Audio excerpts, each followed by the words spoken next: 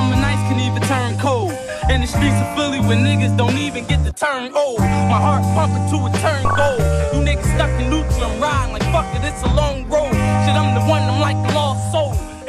What's good, y'all? It's your main man Deykwon, and I'm back with another video for y'all. And in this video, we're gonna be talking about how good will the Duncan be in 2K23. Now, how the Duncan is on current gen is very, very good. Y'all already know how we feel about the Duncan on current gen. It feels very responsive. It feels like when you dunk, you earn that dunk. Now, some people may disagree, but usually it has to do with their builds. If they are having problems with it, or their bad setup, or just something that makes sense.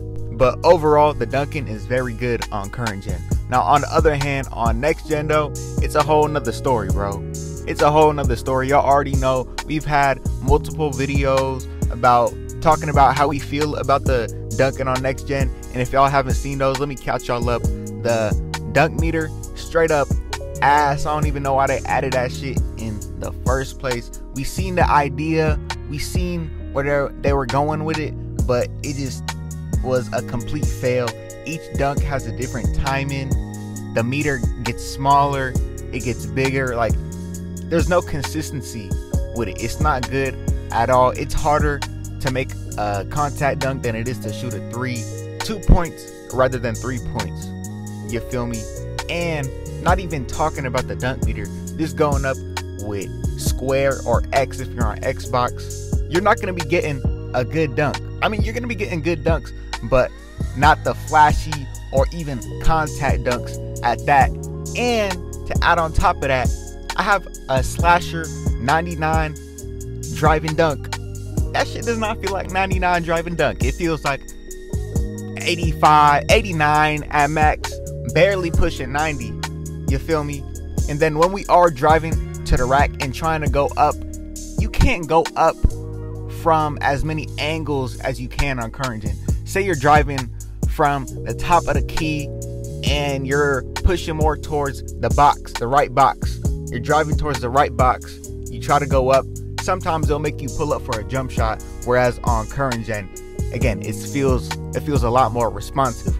Now, how will the Duncan be on 2K23? Let's talk about it. Now, we already know there's a current gen and there's a next gen. Next gen is obviously up in front of the line, and that's how it's going to be on 2K23. So first we have current gen, and then next in line is next gen. And next gen will always be next in line. Even look at it, the name, next gen. Now, are we playing current gen on 2K23? Hell no. So really what we're dependent on is the Duncan on 2K23, and I feel like what it's gonna replicate is the Duncan from 2K22.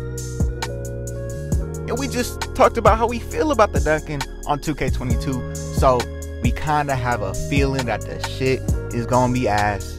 The shit might just be ass, but we are keeping our expectations low, because when you do that, there's really no way to fail.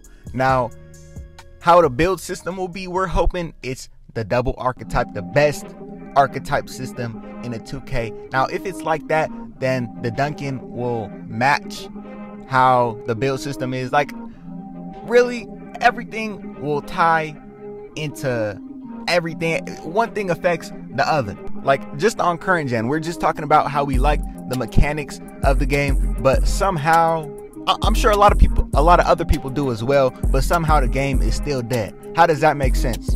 Now, it's like that, in my opinion, because of the way it's designed. You spawn in the middle of the fucking map. There's a whole right side of the map you gotta go to, and a whole left side of the map, and everyone plays on the courts in the middle, and it just becomes dead. If we all spawn in the middle of the map, I feel like it'll be a lot better. So the design will probably tie into how the game, it will tie into how everything feels, but again, we just gotta wait and see. Now, on next gen, I have a build that can shoot and dunk, so no matter what, I think we will be fine, but I'm just hoping and praying that the fucking dunk meter is not in the game. And if it is, then I guess we just gotta adapt. But I just hope that they're not gonna kill slashing like they did on 2K22 next gen. if you look at how many builds there are that are focused on dunking, there's not many. I made one.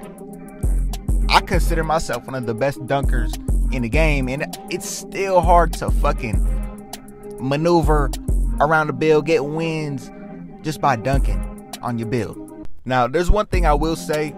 I've been a center on 2K. Every year I've played 2K. I've been a slasher, a dunker, and will continue to do so. But I think I will be incorporating more shooting, playmaking shit on the channel just to cater to more people. But again, that dunking will always be the main thing. But I'm just letting y'all know what to see from me in the future. And with me doing that, it will be more content for y'all, because I know I've been lacking, and I've been trying to get these dunk package videos out for y'all, but it's just so hard to play the game at this point of the year. But yeah, I hope y'all enjoyed the video. We're gonna keep the videos coming, and yeah, hit that like button. Stay tuned.